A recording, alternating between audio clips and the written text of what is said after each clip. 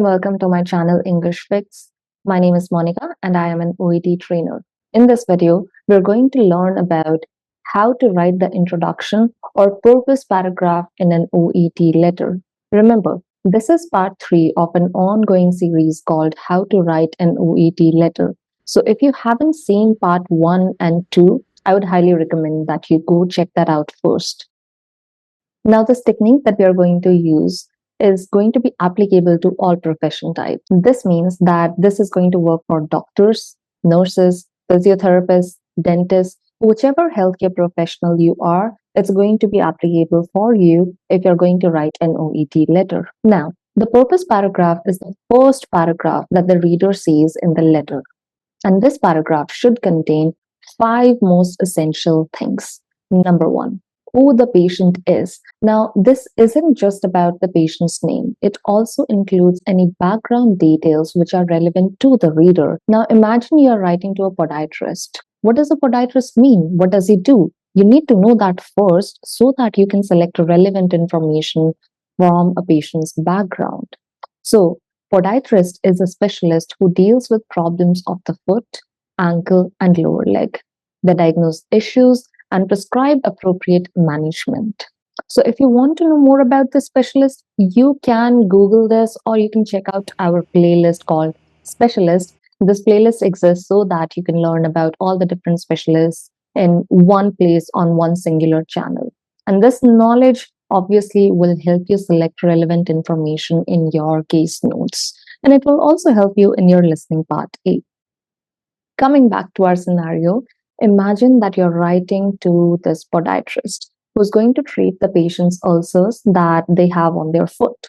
Now, this patient is 20 years old. She's a college student who is also diabetic, and she also has asthma, and so many other details are also provided in her social and medical history.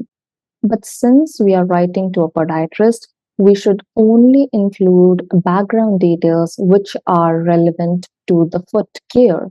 And does this information have to go in the purpose paragraph? Yes, absolutely. And in this case, the relevant background information is her diabetes. Why? Because uncontrolled diabetes directly affect the healing of any kinds of cuts or ulcers. It slows down the healing process and makes the situation of a simple ulcer more severe and urgent. This is why I have to tell this podiatrist at the very beginning, right away, that listen, this patient is diabetic.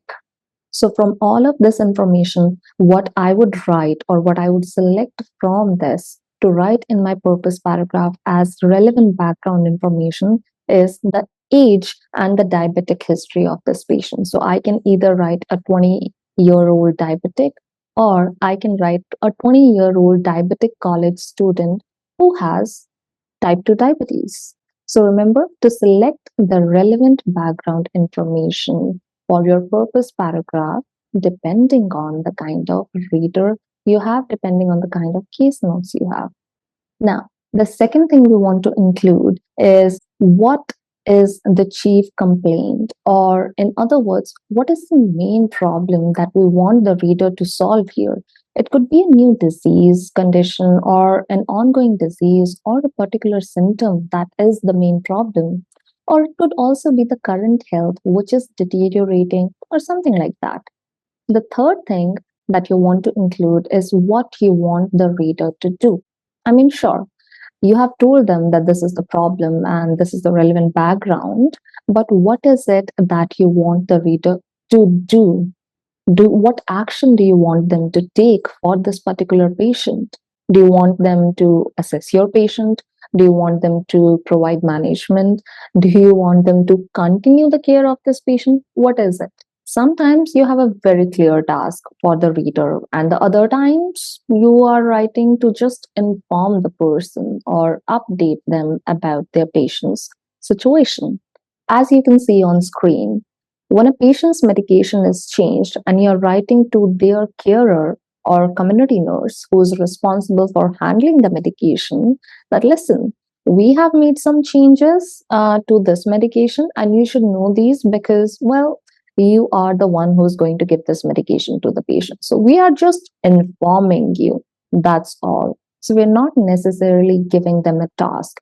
The other times, we might be giving them a task like we want you to assess this patient, we want you to provide further management, we want you to give a biopsy or whatever.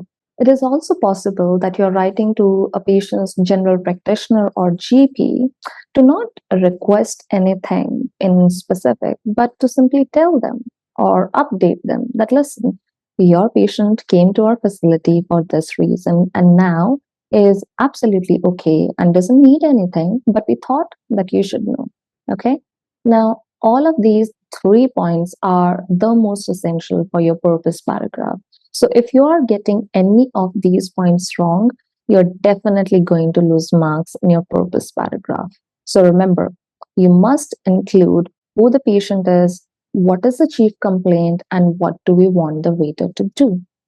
So the next 2 points, they kind of depend on what kind of case notes you have.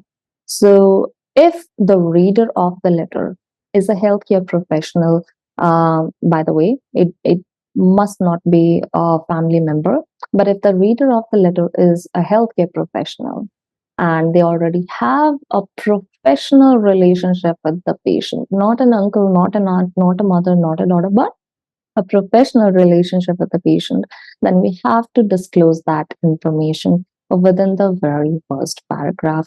We can use this sentence to highlight the relationship, but there are also other ways to show this relationship. All these sentences clearly show that the reader has met the patient before, they already know each other. Even though all of these are completely acceptable to disclose the professional relationship, I prefer the first three ones. That's just a personal preference. Coming back to the next point, urgency. If a patient needs urgent attention, that should also be disclosed in the purpose paragraph because that is going to affect how the reader reads and understands the information that is going to follow. So you can show the urgency in your purpose paragraph in many different ways. So, all in all, we must include these 5 essential points in the introduction paragraph. Remember, in order to write these sentences, you will need knowledge of these grammar concepts that you can see on screen. You can Google any of these grammar topics, or you can explore our grammar playlist on our channel, which is made especially for writing and helping students with the reading structures as well. Now let's look at some paragraphs to test our understanding. The first introduction that you see on screen, it has the chief complaint, which is her worsening osteoarthritis.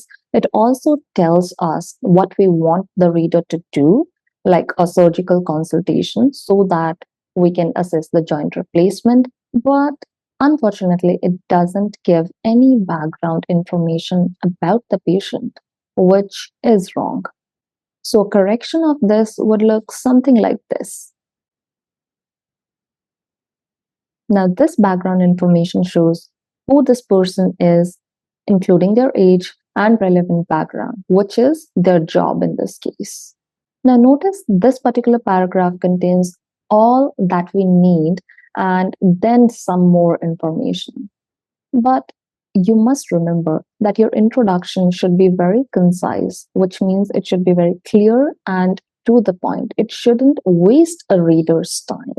So, a correction for this would look something like this. Let's look at the next example. Now, this seems concise, but it does not have complete information. Please note that we are not just requesting investigation. In this particular case, we are also requesting an option of the surgery, whether or not the patient needs that. We need the reader's opinion on that matter. So we must include that within the introduction or the purpose paragraph. So here's a better version. It adds a clear request for surgical opinion. If you found this video helpful, like, share, and subscribe for more OET lessons. Now, for your homework, I will show you 3 purpose paragraphs, and in the comment section, You should tell me what's wrong with each purpose paragraph, and you should also try to provide a corrected version of that paragraph. Thank you for watching.